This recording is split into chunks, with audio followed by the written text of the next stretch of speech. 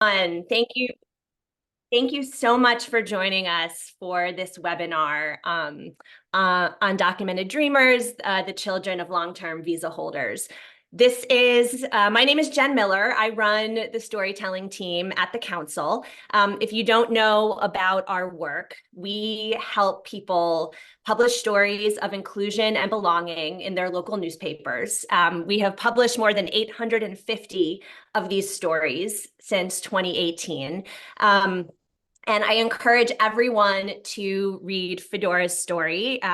We work with her on a piece that she published a while back in the South Carolina Post and Courier, and we will put that in the chat. I think it was also in the invite.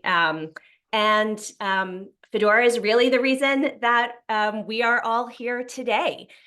So what I'd like to do is introduce our panelists and then just give an overview of how the talk is going to go. And then we will jump in. So we have Fedora Castelino, who is a junior at North Carolina State University and Duke University studying biological sciences and neuroscience, and she is on the pre-med track. We have her father, Clifford Castelino, who is a doctorate in IT systems and enterprise resource management. Dr. Castellino works in the life sciences industry and is a lead CRM analyst managing global sales operations for an American company. We have Deep Patel, the founder of the advocacy organization Improve the Dream. It's a youth-led nonprofit advocating for the children of long-term visa holders. And then finally, from the council, we have Adrielle Orozco, Senior Policy Counsel at AIC. Thank you guys so much for joining us today.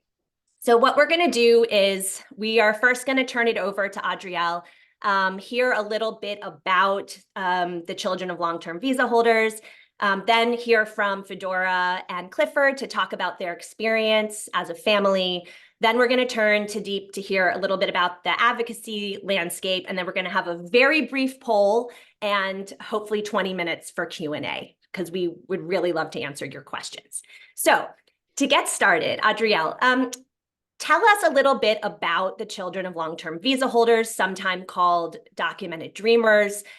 Who are they? How many of them are there? And what makes their situation unique right now? Great. Thanks, Jen. Hi, everyone. Thank you so much for joining today. Yeah, so the term documented dreamer really refers to young immigrants who have lived legally in the country for most of their lives under the sponsorship of their parents' visas, but who are at risk of becoming automatically undocumented when they reach the age of majority, which under immigration law is the age of 21. So documented dreamers are in a different legal position than immigrants in programs like DACA, which includes people who entered either unlawfully or on a visitor's visa at a young age, but who don't have a legal status. So for some background, the United States provides various temporary like work visas, what we officially call non-immigrant visas, to people to come to work for a period of time in the country. So these visas relate to work in like specialty occupations, intercompany transfers, managers. There's a whole variety of them. And these visas actually allow people to bring their spouses and their minor children with them.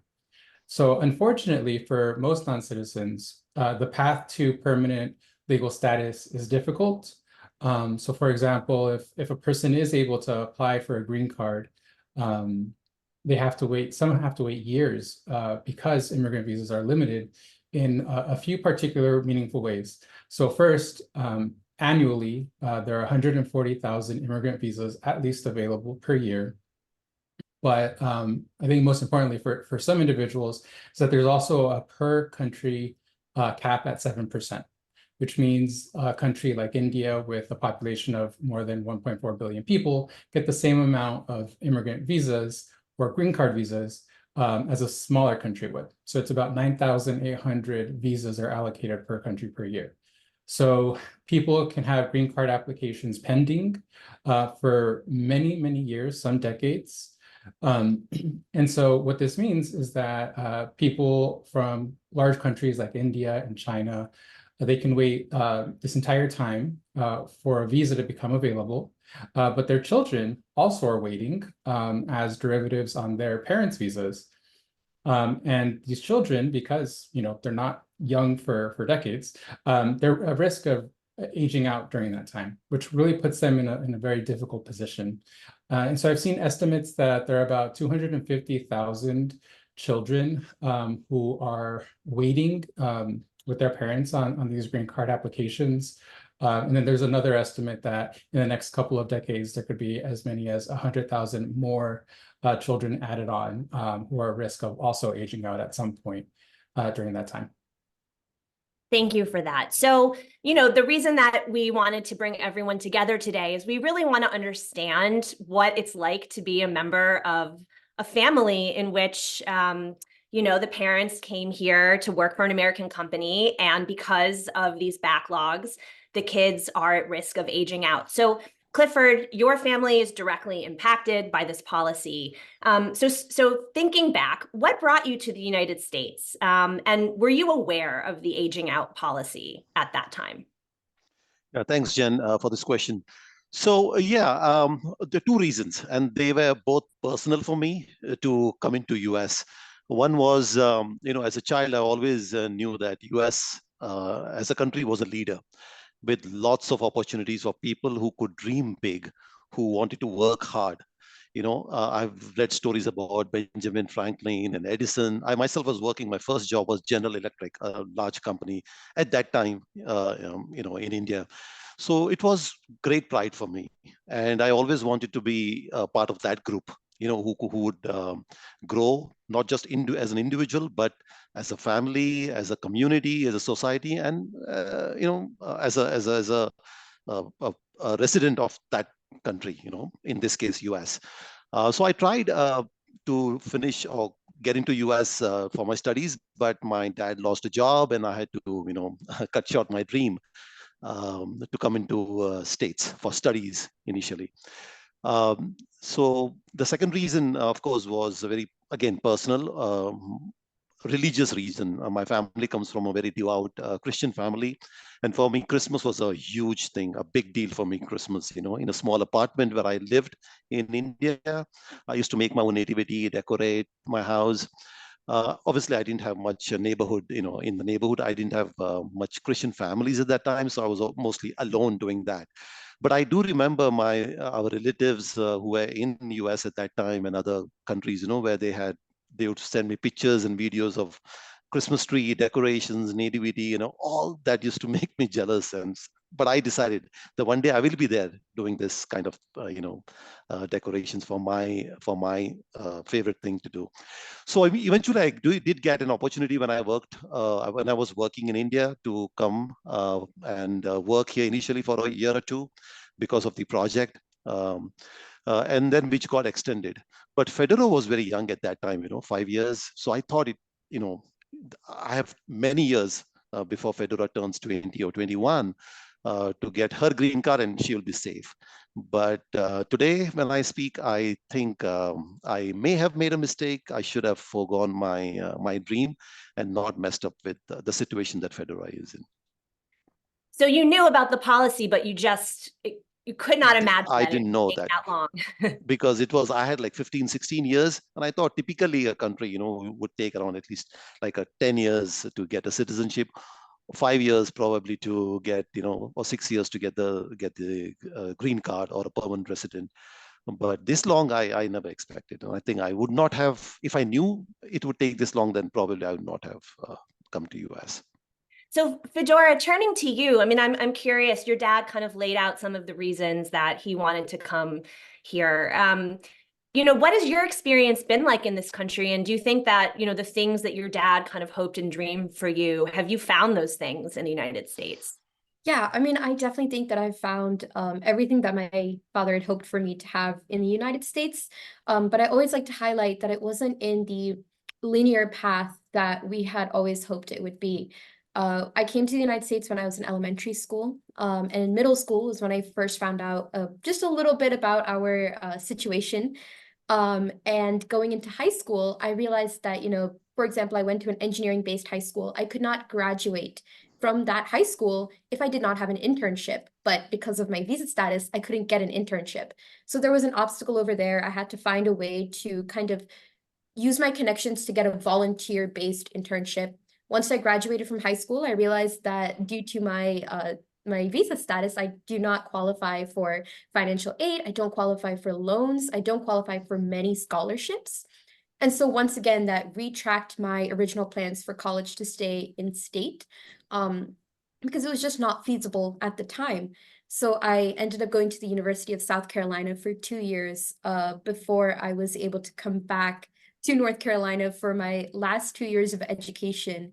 And while I'm still very thankful for the path that I am at and where I am right now, it's definitely not been a linear path, and it's not been what we had hoped it would be when we first moved to the United States. I'm wondering if you can tell me a little bit about when you actually learned that aging out was something that you had to contend with. How did that happen? Yeah, so it's actually kind of a funny story. I had known about our visa status in the sense that I knew that I couldn't work and that I will not be able to participate in most of the government affiliated organizations.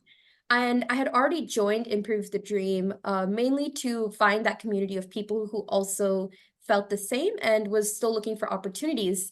But it wasn't until I was already advocating for Improve the Dream did I realize that I will be aging out and that potentially leaving the country would have to be one of my options that I would have to look at. And it wasn't until then that I realized, and I think my family too, we were not quite sure of the specifics and the intricacies of what that aging out detail really meant. So, I mean, do you remember the moment that you actually, this clicked in terms of what was about to happen? Yeah, so it was actually on the first Improve the Dream advocacy trip, which we have annually in the summer. And I was there with a lot of people I had just met, and we were discussing all of the issues that we were facing. And it was until one of my closest friends had told me, you know, I am scared that I will have to leave the country. And I said, well, what do you mean by leave the country? You know, I know about the work visa, I know about all this. What do you mean leave the country? And she said, well, you know, once we turn 21, and if we don't get a student status, or, you know, if for some reason one of these options don't work, we have to self-deport. We have to leave the country. And that was when it hit me that, oh, this is a much bigger situation than I had ever expected. And I don't know if my family had really seen this as being a very possible reality in our, you know, for our nuclear family to be completely separated, even though I came to the United States when I was 5 or 6 years old. I moved out of India when I was 6 months old. So, you know, leaving the country to go back home meant really, that's scary. I don't know the country. It's a foreign country to me.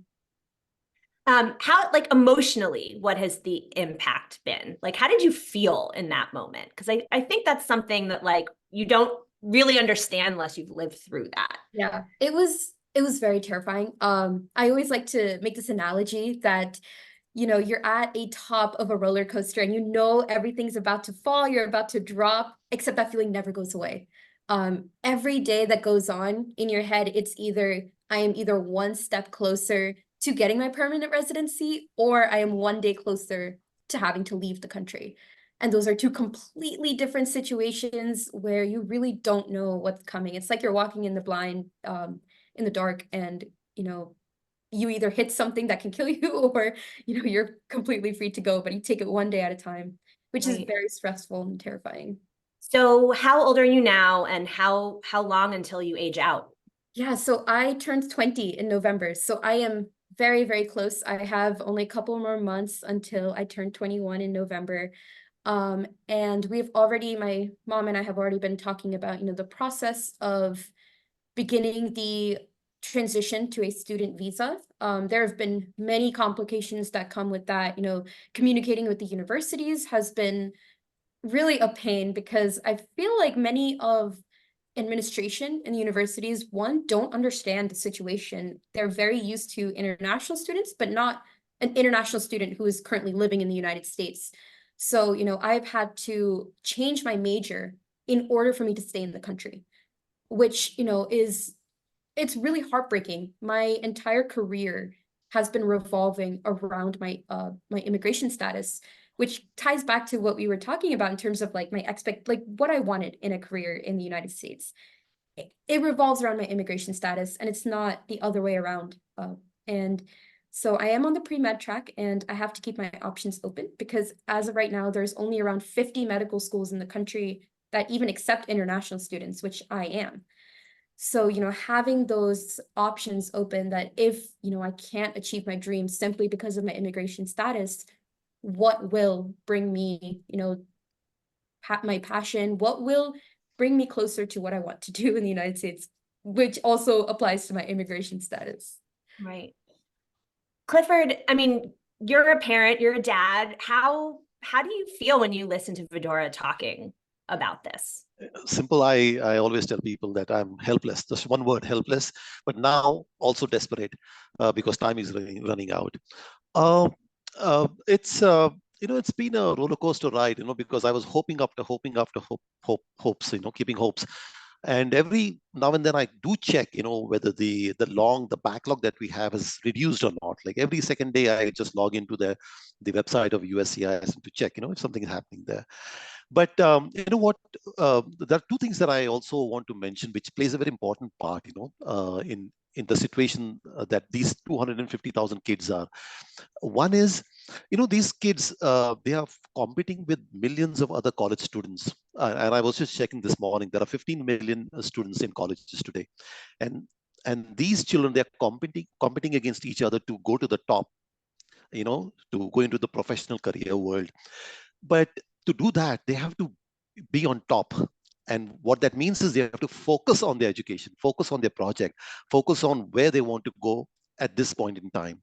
But these 250,000 kids, unfortunately, they are spending more time, at least I see with Fedora, fearing that, hey, what's going to happen? That's taking off their focus, which is not a fair starting point in this career race. That is one thing, they don't have that focus because of the situation. And the second thing, they cannot work. I think Fedora just mentioned that they cannot work.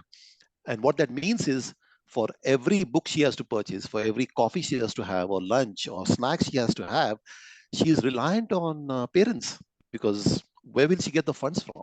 This may seem trivial, but it's very significant because this adds to the stress, causing the lack of focus on where all these kids, our future generation has to go into the career path. These are the two things also, which is, very significant in the situation that we are talking about.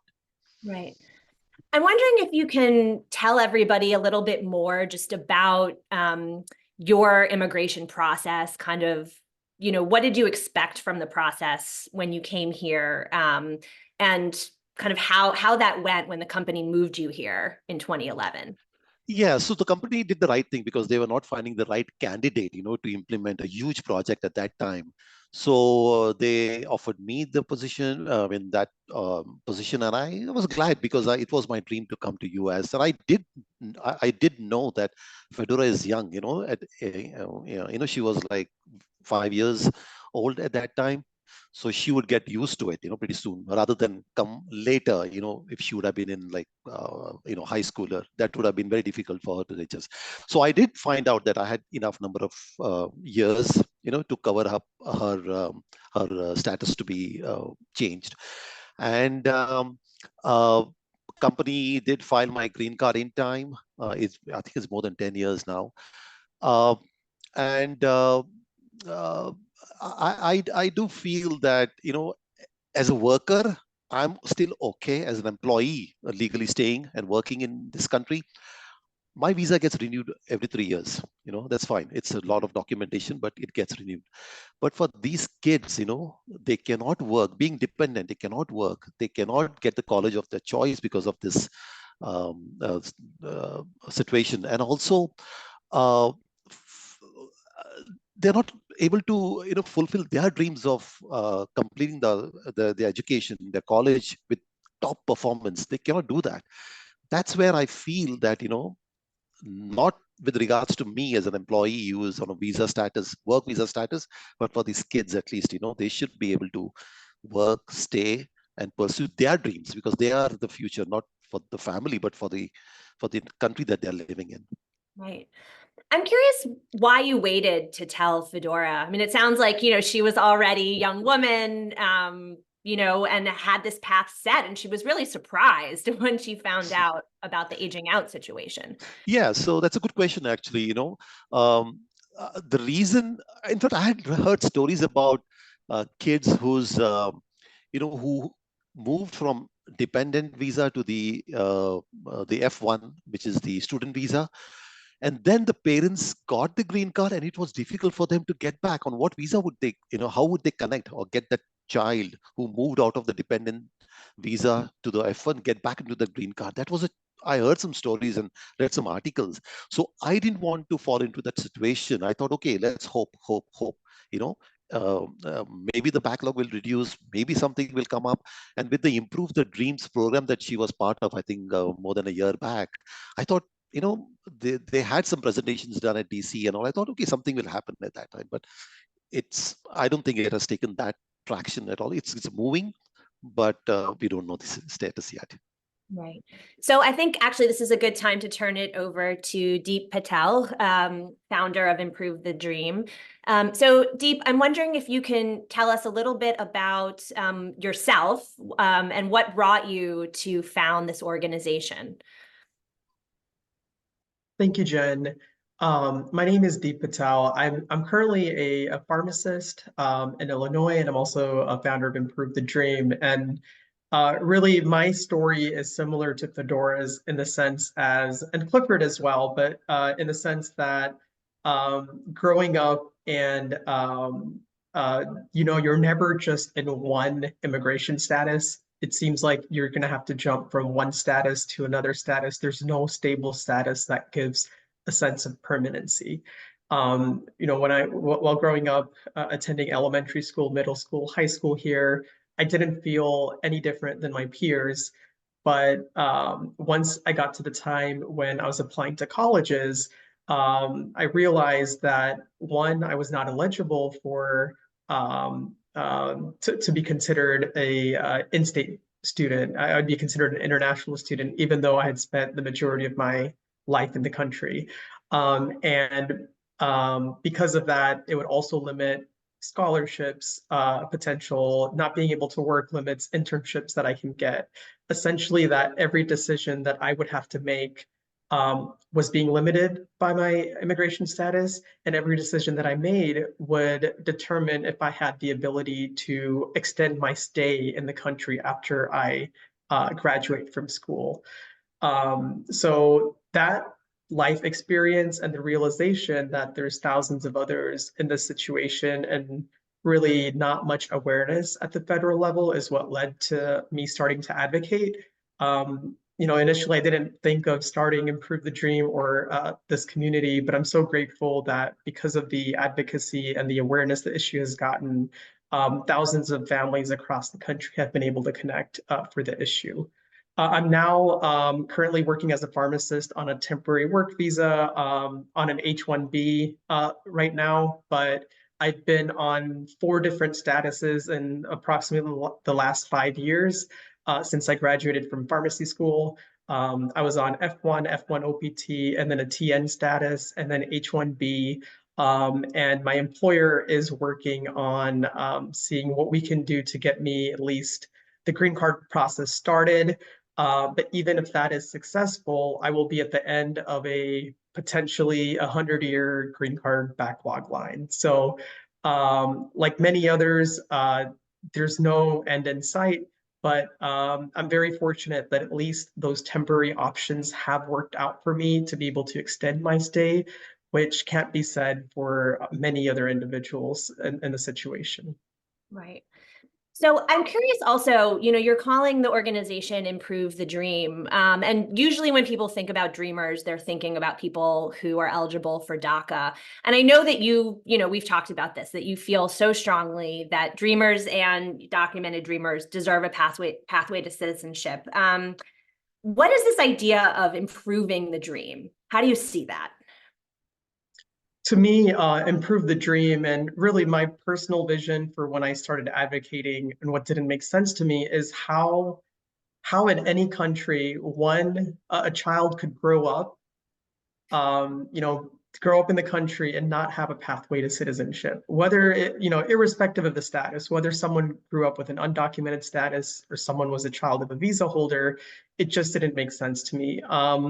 And the reason it kind of became known as the terminology documented dreamer was historically the term dreamer had been associated with individuals who grew up in the country without a path to citizenship, but usually in an undocumented status. And the term documented just indicated that it is also possible for children to grow up with some sort of documented status and still be in that situation.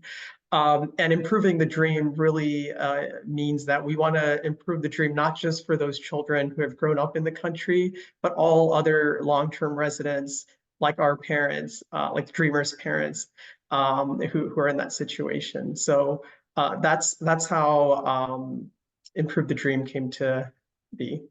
Got it. And so you guys, I know, are advocating for one specific piece of legislation. Can you tell everybody about that?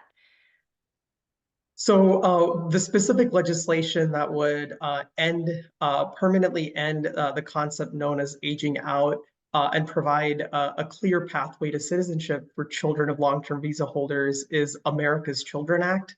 And the concept is simple. We are America's children, and we believe there should be a clear pathway for us to stay. So there's two main principles in the bill. One, it would end aging out by freezing a child's age or the application on the date that the application was initially filed. So the priority date would essentially become, as long as the child was under age 21 on the date of the priority date, the child's age would be frozen. And even if they turned 21, their application would not be kicked out. They wouldn't have to start the process all over again. And they would be able to remain in the country, extend their status, and have work authorization as well.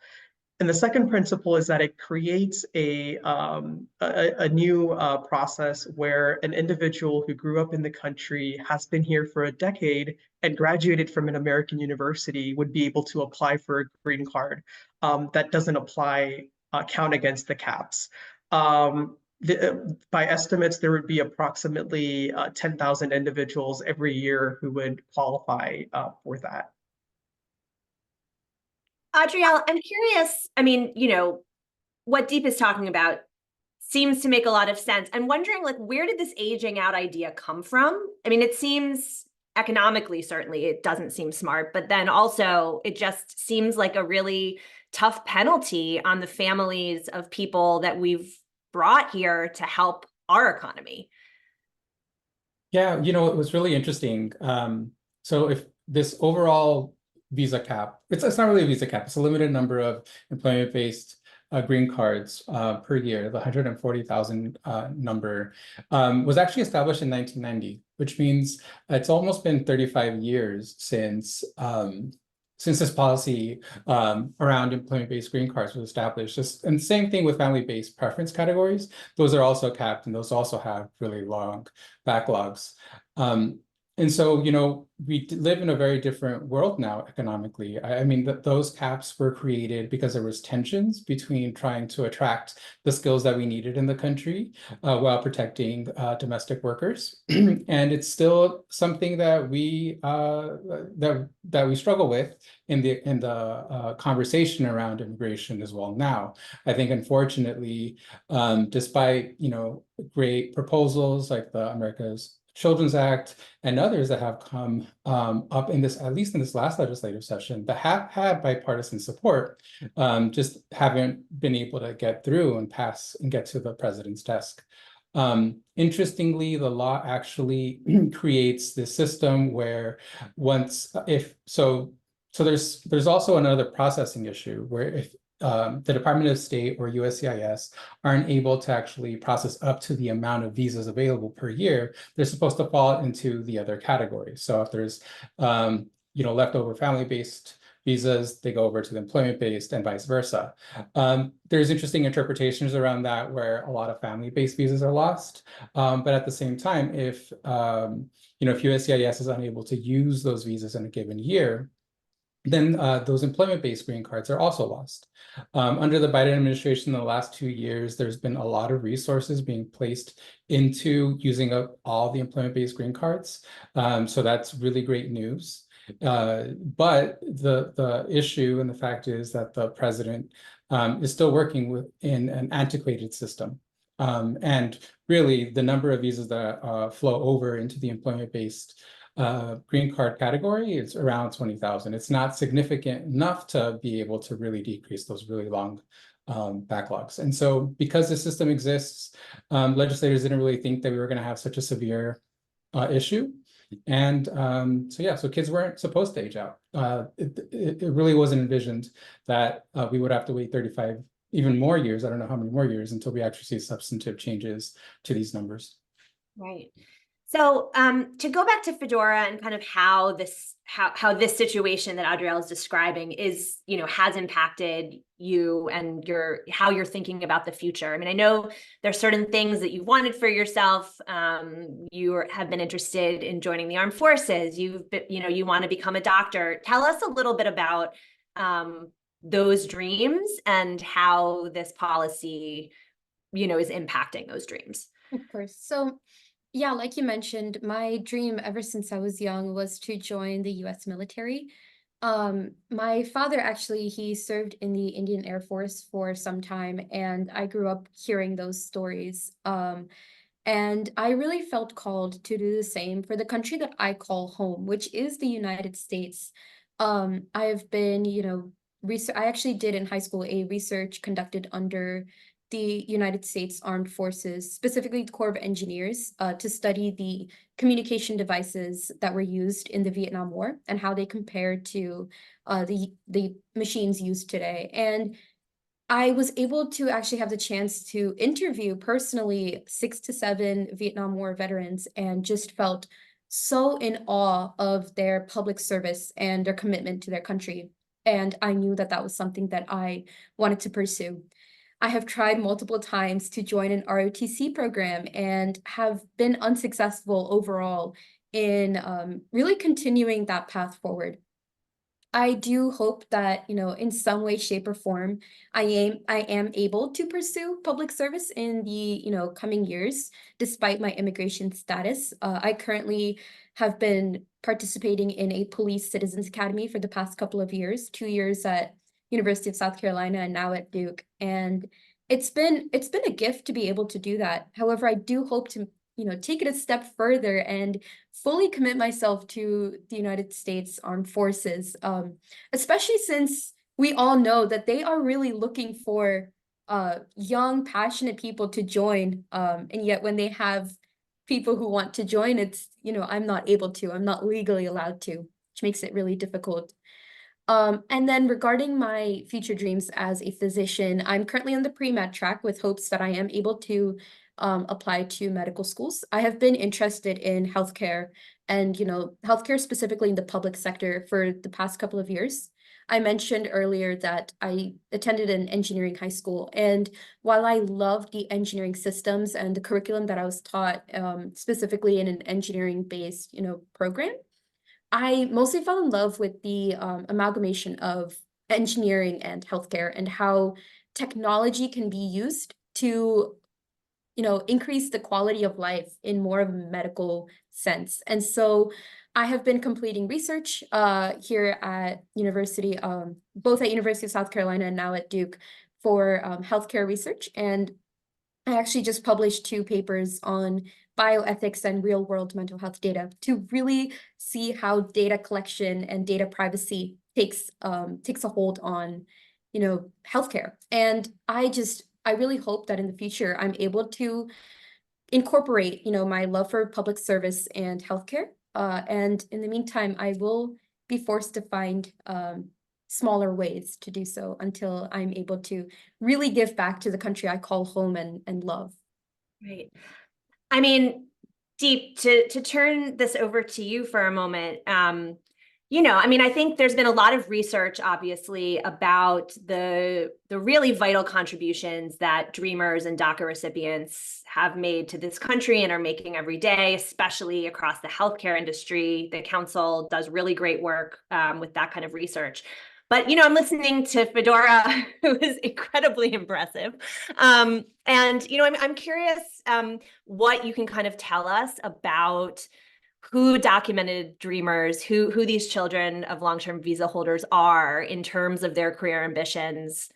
How representative is Fedora of this 250,000? We did a survey of over 1,000 children of long-term visa holders affected by this and found that 99% were either planning to or had pursued higher education, 87% of which were either in the STEM field or a healthcare field.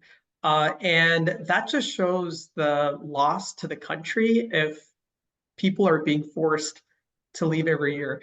And I don't think like any country would plan to have laws where children who are raised and educated there, where resources are poured into training those individuals, are then kicked out of the country.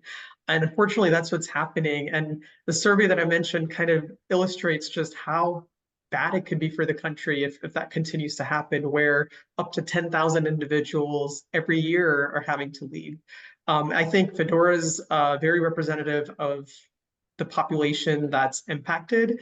And like Fedora, most of the individuals do learn about the situation when they're approaching that aging out period where the only thing they can think about is, okay, how can I get to the next, extend my stay? How can I get to the next temporary status?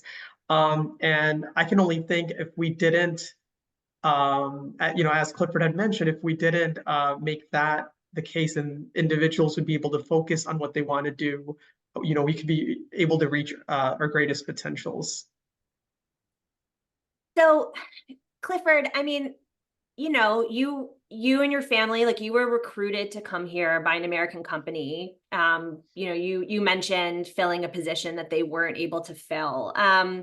And, you've been doing great work for them. And at the same time, there are these limits on you and your family. And I'm just, wondering how you kind of feel about that in the balance. I mean, you mentioned earlier that you might have made a different decision, which is a little heartbreaking to think about.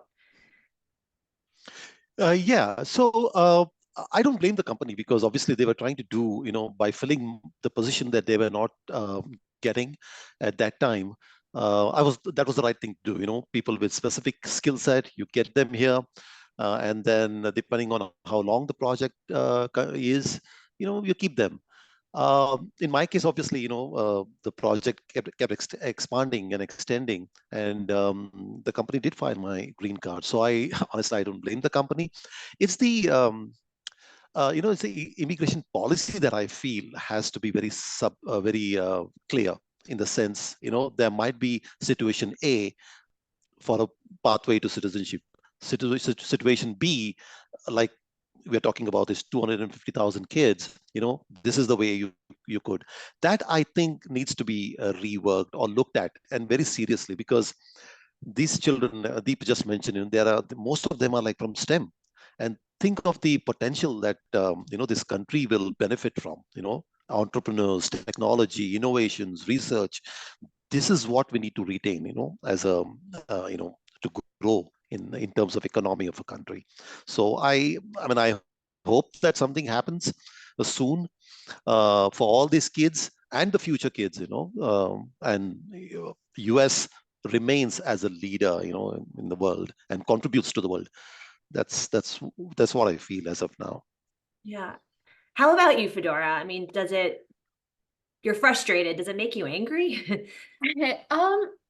Not really angry. It actually, I think in a convoluted way, I've come to find that this whole situation brings out a lot of gratitude in me, which I might not have had this if I wasn't in this situation. I've really come to see just how close my family really is in terms of, who we are and our values in our core family. I'm really thankful to my parents for, you know, telling me that it's okay if I go out to buy a coffee. It's okay if I go out to have lunch with friends, even though I legally cannot work and it's not my money.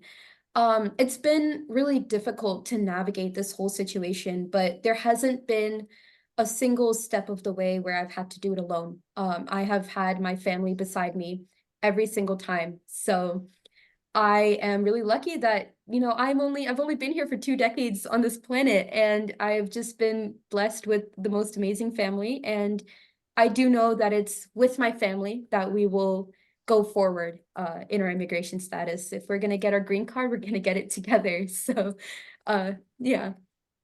I mean, your dad's care and concern for you is very clear. So I mean, that is wonderful. So Deep, giving you the final word before we open it up for questions.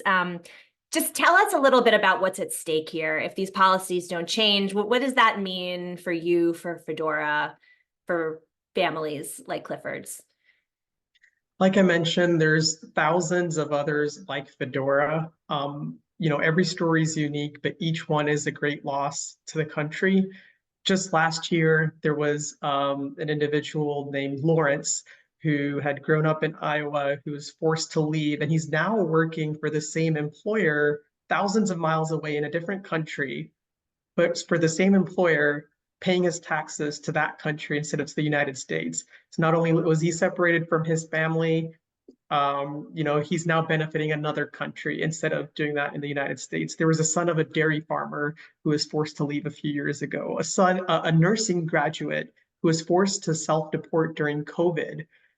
You know, all of these examples just don't make sense when there's healthcare shortages, when the majority of these individuals could be filling shortages that we have in our country, helping our country grow, and they're not able to. And are being forced to be separated from families. I think unless these current policies change, our country is going to continue hurting itself by limiting the potential of individuals who can help it grow further, both economically and like in our communities. So I hope that, you know, we are successful in continuing to push for both America's Children Act and similar provisions that can bring change, much needed change for this. Thank you so much for that. All right, so we're going to put up a poll really fast. It's only 4 questions. If everybody could answer it, that's going to really help us to be able to hopefully fund future webinars through the storytelling team. And as you guys do that, we can start on questions. Let's see here. So, you know, so there's one question here. Maybe we should encourage these young dreamers to go to Canada if the country doesn't value them. Adrielle, you know, there was I'm wondering if you could tell us a little bit recently about what Canada has been doing to try to attract people. And then Fedora, I'm curious whether that's something that you might consider. Yeah, so I've actually gotten that option quite a few times, as well as, you know, another little suggestion to, you know, marry an American citizen. And I always like to answer this question of, it's still not home. Canada is an entirely different country with entirely different values, entirely different government, and at the end of the day, completely different people. I have grown up in the United States for, you know, 14 years now. That's a very long time, and this is my home. I will fight as much as we need to in order to stay in the country that I call home, because Canada is not my home. It's definitely an option that has been, you know, presented to me, and it will continue to be an option, just as there are many other options I have. But I will not fight until I know that this is the right option, this is what I need. Yeah, no, I think that's an interesting question, because just like Fedora said, you know, it's really difficult even if there are options in other countries. People do have strong ties to our country where people have grown up. And interestingly, so Canada has been making moves to sort of take advantage of our visa processing backlogs. And so last year, the middle of the year, there are 10,000 visas that were opened up for H-1B holders. They would allow those individuals to go with their spouses and their children. They would have a visa for 3 years to work in any company they wanted. And so it was, I think the 10,000 slots were actually taken up within a week. And so I think there is interest, I think, from folks who probably are frustrated with the lack of progress in the United States that have taken up that option.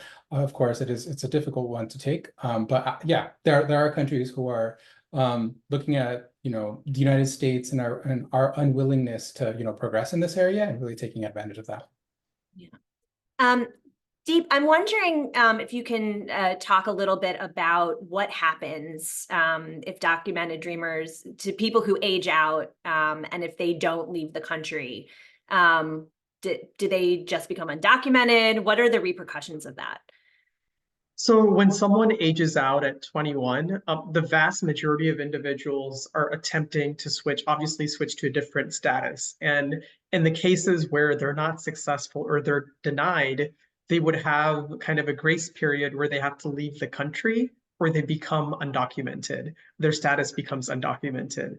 So from our surveys and our research into this, the vast majority actually do end up leaving before they're officially undocumented. But those individuals who, for various reasons, they choose not to leave, they would become undocumented, they would lose their status, and they face the same 3 or 10-year bars if they were to overstay by a certain period of time. So at that point, once they pass their grace period and has been over the 6 years or a year, they would face more repercussions, for becoming undocumented. But from what we've seen, I think the vast majority of individuals do end up kind of leaving. They're forced to leave. They don't want to leave, and hoping they can figure out a way back. And in many of those circumstances, for those that do leave, they're not able to come back. I'm wondering, there's another question, if you can tell us a little bit about what is keeping Congress from passing the America's Children Act, or something similar. What's the status on your advocacy efforts? Yeah, so as far as the support for America's Children Act, and really just this issue in general goes, I think there's enough support at this point. There's enough awareness where if this was brought for a vote, in the House and the Senate, this would pass quite easily. Unfortunately, things are very complicated in how it happens in Congress. There's a split government. And kind of those different dynamics is kind of what hurts this. I think a positive indication, though, going forward is policies to fix the aging out issue have been included in various bipartisan bills over the last several years. A couple of years ago, we were able to actually get America's Children Act passed as a part of the National Defense Authorization Act on the House side, and it came close as an amendment on the Senate side. But it fell a little short. But that frustration by whoever asked that question, it's the same frustration I think all advocates and everyone affected by this feels, because not just America's Children Act, but I think even broader immigration reform that protects all dreamers and all individuals, really there is support for it, and getting to how that can be done is what I think everyone's fighting for. Yeah. I just wanted to take note of just some of the feedback that we're getting. Fedora, people are very impressed with you, obviously. You a very accomplished young lady will be a great asset to our armed forces. I agree. Adriela, I'm wondering if you can talk a little bit about what can be done at the state level to help folks like Fedora. Yeah, happy to provide my thoughts, but I'm sure Deep might have other thoughts as well. I think especially I know that one of the comments was actually from North Carolina, and so I think what's really important, and we've seen that a lot of these bills are bipartisan, but we need more Republicans at the national level to really see this not as a political issue, but see this as a human issue.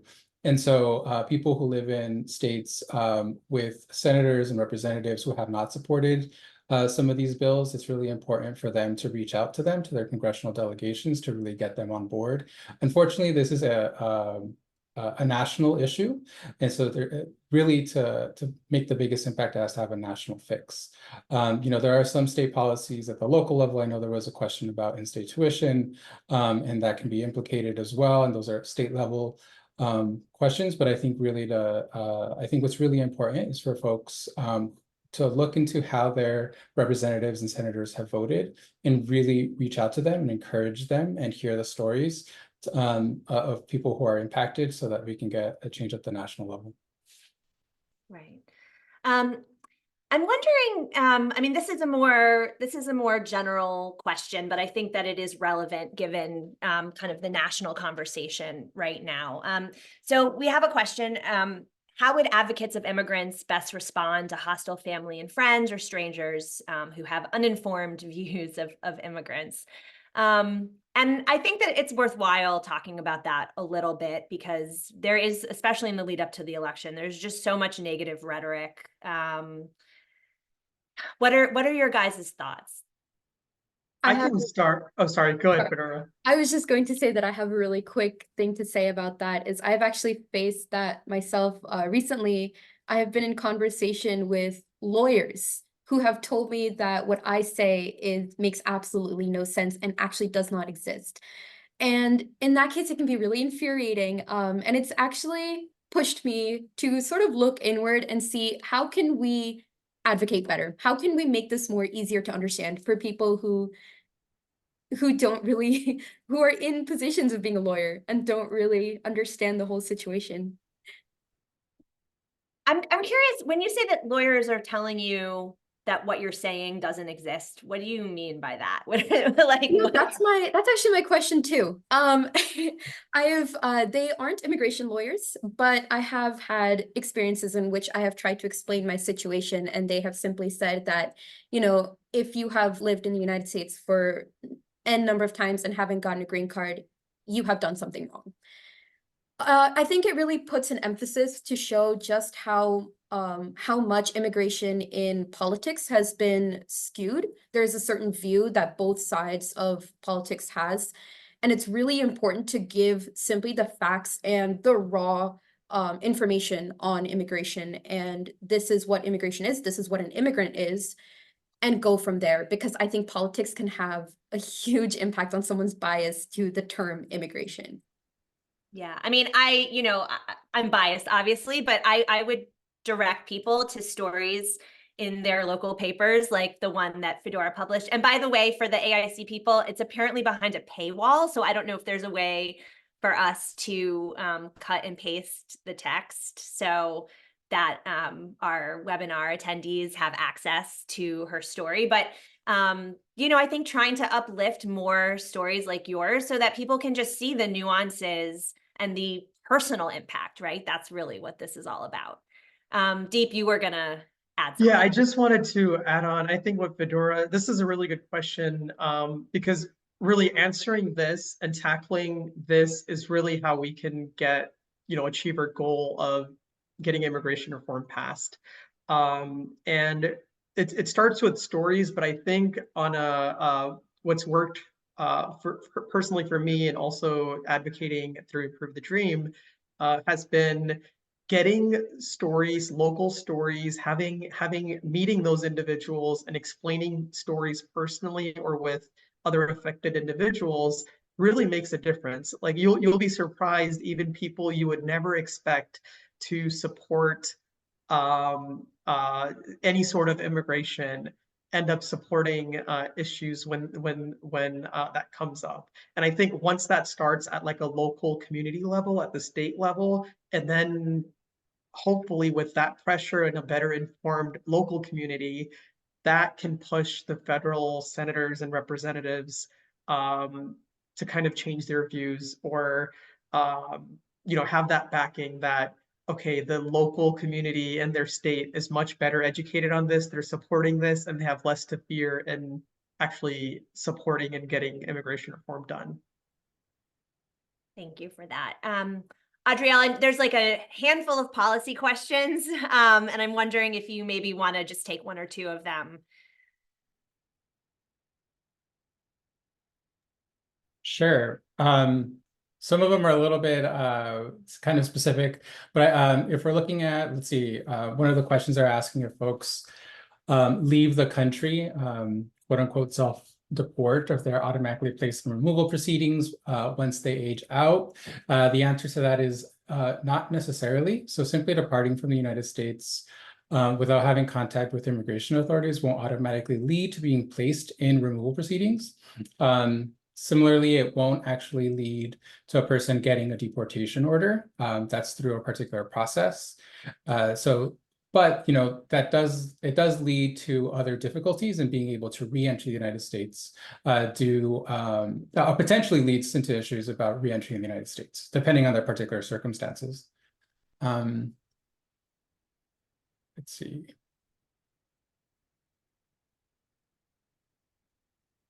And so I think there's another question about when is the best time to change status from an H-4, which is the derivative visa, on an H-1B, which is the derivative means that the dependent child or spouse, to a student visa. And I think that depends on the particular circumstances, but usually you would want to start exploring that option in your junior or senior year.